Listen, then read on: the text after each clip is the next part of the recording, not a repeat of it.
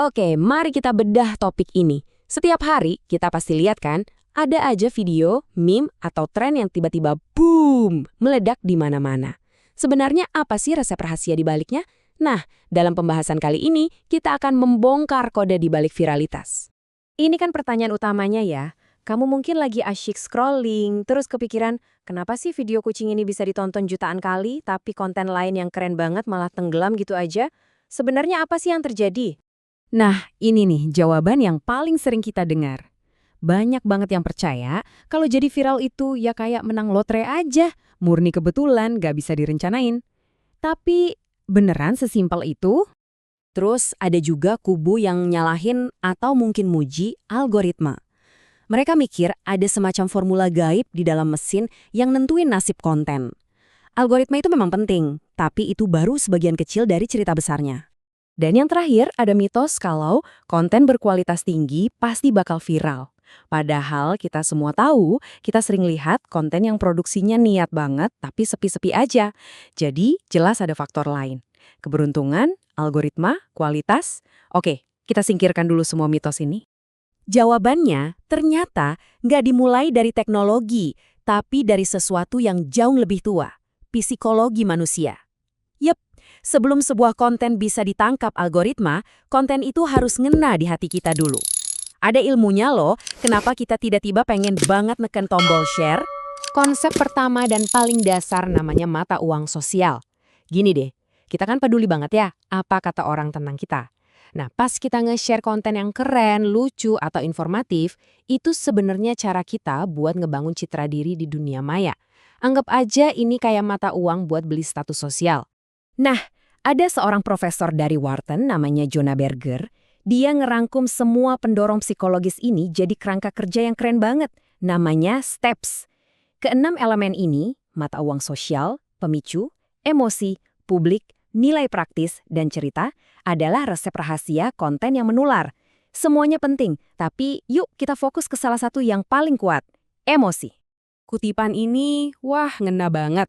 Sesimpel itu, konten yang bikin kita ngerasain sesuatu, apapun itu perasaannya, punya peluang jauh lebih besar buat di-share. Emosi itu bahan bakar roketnya viralitas. Dan yang menarik banget nih, kekuatan emosi itu gak cuma datang dari yang positif doang.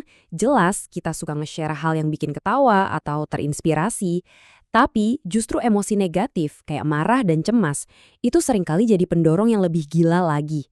Ada studi dari MIT yang bahkan nemuin kalau berita jelek itu bisa nyebar 70% lebih cepat. Ini namanya negativity bias. Otak kita emang dari sananya lebih waspada sama ancaman. Oke, jadi kita udah ngerti sisi manusianya. Sekarang, gimana caranya teknologi memperkuat dorongan alami ini? Nah, disinilah peran algoritma jadi pemain utama. Nah, ini dia nih momen ahanya. Algoritma itu bukan sesuatu yang misterius. Algoritma itu cerminan perilaku kita. Platform kayak TikTok, Facebook, dan X itu sengaja dirancang buat mendeteksi sinyal-sinyal psikologis kita. Like, share, komen, watch time, dan kemudian whoosh, menyebarkan konten itu ke lebih banyak orang. Mereka itu kayak penambang emas, dan emasnya ya emosi kita. Dan platform-platform ini nggak diem aja, mereka terus berevolusi. Ambil contoh TikTok. Kalau dulu fokus utamanya mungkin cuma engagement instan sama potensi viral, sekarang algoritmanya bergerak lebih dalam, ke retensi dan konsistensi. Mereka nggak cuma mau kamu nonton satu video, tapi mereka mau kamu balik lagi dan lagi. Keyword juga jadi makin penting, pelan-pelan mengubah TikTok dari sekedar platform hiburan jadi mesin pencari visual. Oke, teori cukup. Yuk kita lihat gimana semua ini diterapin di dunia nyata. Beberapa merek di Indonesia sukses banget merekayasa viralitas. Bukan karena hoki, tapi karena strateginya yang cerdas banget. 789%.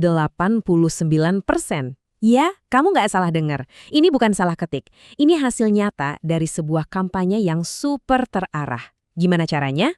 Gini ceritanya. Gojek kerjasama bareng merek Bombu, dua beli bis. Mereka nggak masang iklan sembarangan. Iklannya dipasang di dalam aplikasi GoMart. Pas banget ketika penggunanya emang lagi mau belanja. Ini contoh sempurna cara nangkap high intent users. Mereka nggak ganggu, mereka justru nawarin solusi. Hasilnya gila-gilaan. Satu lagi angka gede. 142 juta orang Indonesia berhasil dijangkau. Bukan pakai iklan TV mahal, tapi pakai kampanye yang cerdas, kreatif, dan Indonesia banget. Canva jago banget maininnya. Mereka pakai humor yang sangat kena. Seorang nenek yang ternyata lebih jago desain grafis dari cucunya.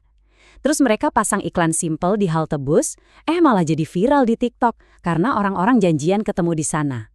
Ini bukti nyata, kreativitas itu bisa ngalahin budget. Tapi hati-hati, ngejar viralitas itu kayak main api. Kalau berhasil, hasilnya fantastis. Tapi kalau gagal, dampaknya bisa menghancurkan. Nggak semua perhatian itu adalah perhatian yang baik loh.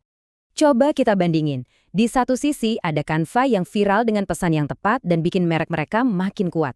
Di sisi lain ada Jaguar yang viral karena alasan yang salah kaprah. Kampanye copy nothing mereka niatnya mau narik anak muda, tapi malah dianggap aneh dan ngejauhin pelanggan setia mereka. Ujung-ujungnya citra mewah yang udah dibangun bertahun-tahun malah jadi rusak.